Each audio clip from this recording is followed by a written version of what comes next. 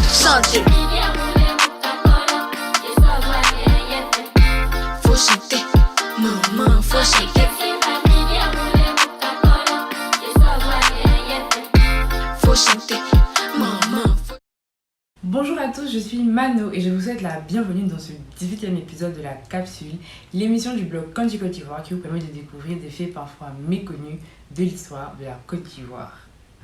Ah, le franc CFA. Depuis sa création en 1945, il suscite tant de débats et d'émotions de par son histoire, son origine, son utilisation et aussi, mais surtout, son actualité.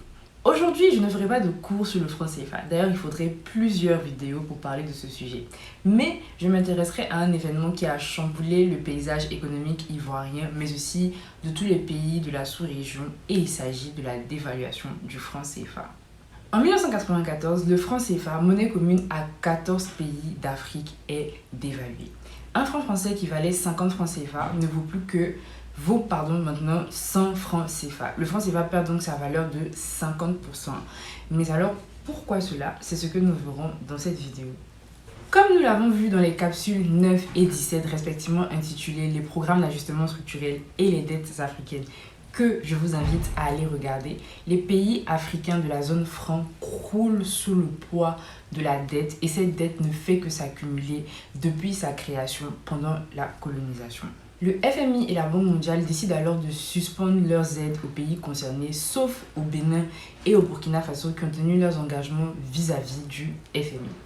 D'un autre côté, en 1993, la France décide dorénavant de elle aussi conditionner son aide aux pays africains. Par la suite, le FMI exerce une pression sur la France qui va demander à ses anciennes colonies de la zone franc de dévaluer le franc CFA. Les institutions de Bretton Woods obtiennent gain de cause puisque le 12 janvier 1994 à Dakar, les pays de la zone franc décident de dévaluer le franc CFA. Résultat, les prix flambent du jour au lendemain. Pour faire simple, un produit qui coûtait 50 francs le jeudi coûte dorénavant 100 francs le vendredi. Ce qui entraîne une baisse immédiate du pouvoir d'achat. Néanmoins, comme l'annonce M. Michel Camdessus, directeur général du FMI, les produits essentiels seront subventionnés temporairement. À Dakar, siège de la BCEAO, des émeutes éclatent, provoquant des morts, mais la situation finit heureusement par rentrer très vite dans l'ordre. Il est aussi important de noter que la dévaluation était censée aider les pays africains et que le FMI avait conditionné son aide à cette dévaluation. La suite, nous la connaissons déjà et je l'ai suffisamment développée dans les vidéos précédentes, mais les pays africains ne s'en sortent pas et leur dette continue de s'agrandir. Je ne suis pas une spécialiste de l'économie, mais je pense que l'avènement de l'euro en 2002 n'a pas facilité les choses puisque 1 euro égale environ 6 francs français et 656 francs CFA. Néanmoins, je n'ai pas pu trouver de source tangible pour appuyer mes dires. Ainsi s'achève l'épisode 18 de la capsule et comme à mon habitude, j'ai vraiment été ravie de vous présenter cette nouvelle vidéo.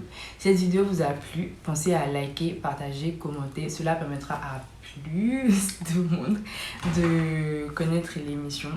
Comme à mon habitude, toutes les sources que j'ai utilisées pour faire cette vidéo sont en description. Et en attendant la prochaine vidéo, suivez-moi sur les réseaux sociaux du blog.